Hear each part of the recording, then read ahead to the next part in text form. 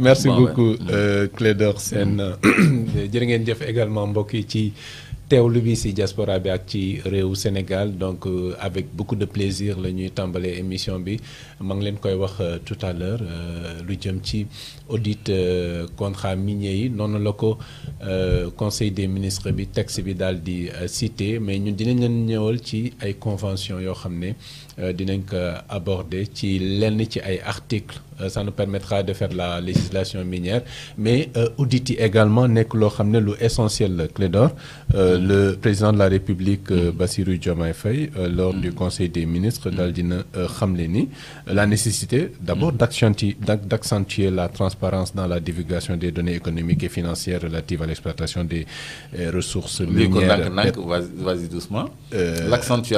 L'accentuation de la transparence dans la divulgation des données économiques et financières relatives à l'exploitation des ressources minières, pétrolières et gazières et d'améliorer la mobilisation des recettes issues de l'exploitation du patrimoine minier et pétrolier. Loolu pàcc la ci li nga xam ne wax na ko mu nekk loo xam ne war nañ ci bàyyi xel mais également mu rappeler l'impératif d'actualiser le système de recouvrement des recettes collectées par l'État dans le cadre de l'exploitation des ressources minières et pétrolières et mu insister également sur la nécessité d'assurer la publication régulière du registre des bénéficiaires effectifs ainsi que des audits des contrats miniers et pétroliers, des impôts et des coûts finaux des entreprises. baal ma rek nga baamul ma phrase bi mujj bi. bu mujj bi mu ne fan laa koy tàmbalee sax. il a insisté. Oui. dafa insister waaw. Oui. Insister sur la nécessité d'assurer la publication régulière du registre des bénéficiaires effectifs ainsi que des bénéficiaires effectifs. nee na. Oui. dafa insister ci ñuy siiwal régulièrement bénéficiaire u titre minier ñi nga xam ne ñoom ñoo am permis pour exploiter mine gaz wala pétrole waaw. ba pare ñu insister ainsi que des audits des contrats miniers et pétroliers des impôts. taxawal foofu impôts yi intéressé wu ñu. Oui. nee na tamit. Oui. nécessité ñu def audit contrat minier yi ak pétrolier yi. donc ñun foofu la ci suñu intérêt. looloo ñu soxal instant bi. moom moo ñu soxal. Voilà. c'est-à-dire Sénégal nañu sant yàlla. parce que nguur gi. yitteel na ko mu càmbar tout ce qui est contrat pétrolier tout ce qui est contrat minier pour xool ndax li ci état bi war a am mu ngi ko ci am. ba noppi ñuy siiwal état financier yi ak état de recouvrement yi. pour ñoom ñu mën a contrôler ndax effectivement li war a dugg ci redevance ci taxe. ci prélèvement ndax loolu yépp ñu ngi wàccoog moom. mu ngi dugg suñu gafa mais li ci gën a am solo. pour ñun mooy li mu bëgg ñu auditer. les titres miniers. et les titres miniers d'hydrocarbures ci la ñu bokk. boo nee titre minier hydrocarbure mine la on parle de titre minier d'hydrocarbures. mooy pétrole ak gaz. loolu yëpp la ñu bëgg a càmbar. donc loolu nag lu am solo la. ñun AT3B. dañu décider participer ci audit boobu à notre façon en mettant sur la table certains contrats miniers. yi nga xam ne ba léegi Sénégal njortu ko xamuñu ko njortuñu ko sax yu fi nekk lu yàgg.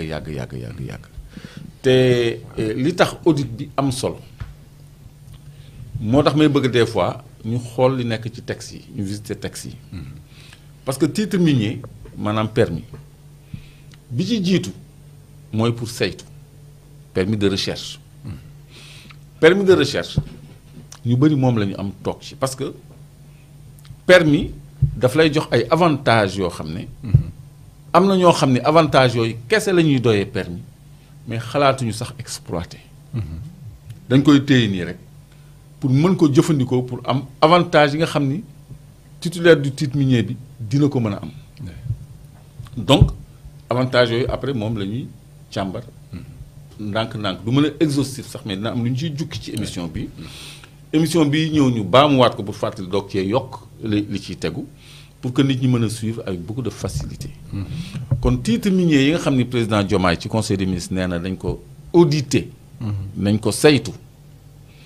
ñu publier liste ñi nga xam ne dañoo am titre minier yépp il y aura beaucoup de surprises. des bénéficiaires. maanaam ñi nga xam ne ñoom ñoo am permis. lu tax moon nar a am ay surprises. mais parce que y a beaucoup de pontes de l'ancien régime yoo xam ne. ah oui. Ah oui, dañu am ay titres miniers soit eux soit leur famille soit des prête-noms soit il faut ñu càmbar il faut ñu xool lu nekk ci gannaaw yenn titres miniers. loolu xaw a mel ni lu am conflit d'intérêt. ma benn exemple rek laa lay jox. bu ma ci woon dugg.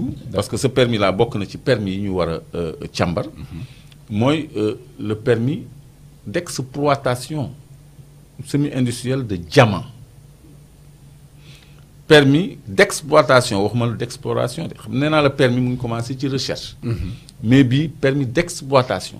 c'est-à-dire gis nañ ko ba mu leer nañu ne am na fa matière baa nga fa. c'est un permis actif dans le tableau de l'ITIE, initiative pour la transparence dans les industries extractives.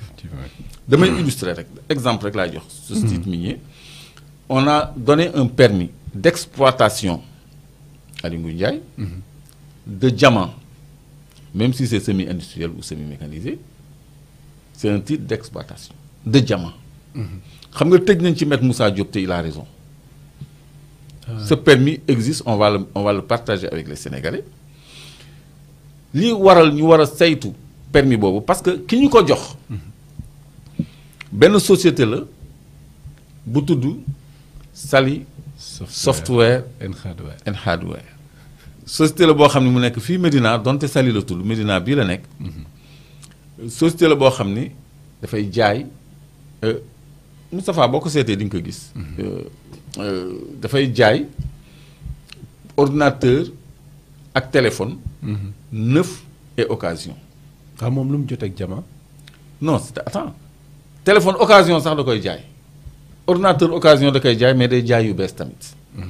li mu jotee ak diamant c'est une bonne question parce que on ne voit pas le lien alors que pour nga am un titre minier il faut justifier des capacités techniques comme un titre minier d'hydrocarbures à justifier les capacités techniques et financières pour mener à bien les opérations minières léegi une société d'informatique donc lan moo tax ñu war a auditer permis bu mel noonu pour xam ñan ñoo nekk ci gannaaw parce que kuy jaay téléphone occasion portable occasion ak neuf ordinateur occasion ak neuf nekk fii Médina fii ci place boo xam ne Moustapha di nga ko gis pour illustration si tu le recherches Sali Software and Hardware.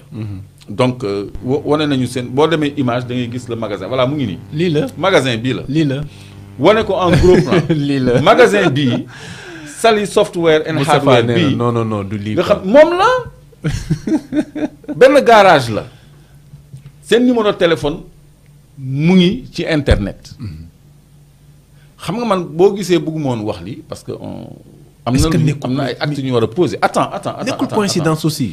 mais pour coïncidence c'est la seule société Sali Software and Hardware kii la ñuy jox permis d'exploitation de diamant sur xam nga combien de kilomètres carrés. 362 kilomètres carrés. 362 kilomètres carrés mu nekk ay milliers et des milliers d'hectares. 362 kilomètres carrés. donc loolu lii dañ ko war a auditer.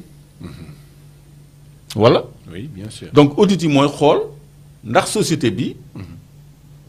remplir na les critères techniques et financiers pour mener à bien des opérations. mu bañ a nekk comme kaaw Petrotim bi. mu nekk comme kaaw Petrotim parce que. mu bañ ko nekk mu bañ ko nekk. oui donc lii bu ko xool rek xam ne lii est-ce que dugg na sa xel lii magasin bi c'est même pas luxueux c'est un garage en fait c'est pas grand c'est. moo tax ma laajte est-ce que c'est pas une coïncidence. c'est pas une coïncidence c'est ça c'est là-bas.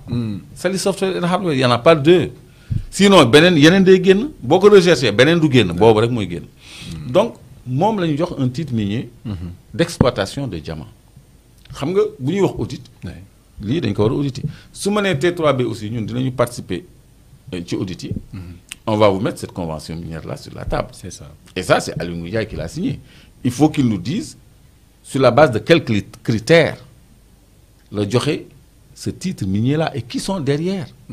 C'est-à-dire qu'ils cachent même mal leur jeu. Donc, l'exemple là, pour illustrer, parce que beaucoup de gens trop ci audit bi. Mais audit bi, on vous le promet, chaque mercredi, on va mettre des titres miniers sur la table pour dimbali autorité et l'État du Sénégal. Si c'est une volonté d'auditer le secteur minier, parce qu'il y a des titres miniers qui sont nit ñi sax xamuñu ko yoo xam ne di ngeen am de grandes surprises. Encore. waaw mais en attendant il faut que ñu wax leen lan moo tax nit ñi di wut ay titres miniers même buñ ci investirul même buñ ko exploité wul lan moo tax ñu bëgg gànnaayoo ci seen cartable ab titre minier parce que dafa am ay droits yu bëri yu muy conféré yoo xam ne loolu la ñu war a càmbar fi mu nekk nii suñu ko Moustapha Maye mu indil ñu une convention minière boo xam ne mën na bañ a joxe titre convention minière bi parce que dafa am liggéey bu ñu ci war a def mais mu dem directement rek ci article 15 14 non article 14 13 14 13 14 15 waaw mu commencé article 13 ñu wàcc ñu càmbaral ñu liñ ci li ci nekk donc article 13 mooy stabilisation des régimes fiscaux et douaniers. C'est-à-dire le titulaire du titre minier de recherche ou d'exploitation bénéficie des conditions suivantes. Léegi am na droit stabilité fiscale et douanière sur toute la période de validité du titre minier. Toute la période. Cette stabilisation est effective à compter de la date de notification de l'octroi du titre minier. Bu ñu signé les permis rek ca lay commencer. À ce titre, le régime fiscal et douanier attaché à l'octroi d'un permis de recherche peut être remis en question au moment de l'octroi du permis d'exploitation. Maanaam boo demee bay nekk en phase d'exploitation mën nga ñëw waxtaanaat ak nguur gi pour xool ndax day jël benn taxe wala benn redevance ak yooyu tout ça. Léegi dernier alinéa pendant toute la période de validité d'une convention minière. On va montrer ça, c'est une convention minière. Lii nii convention minière la ci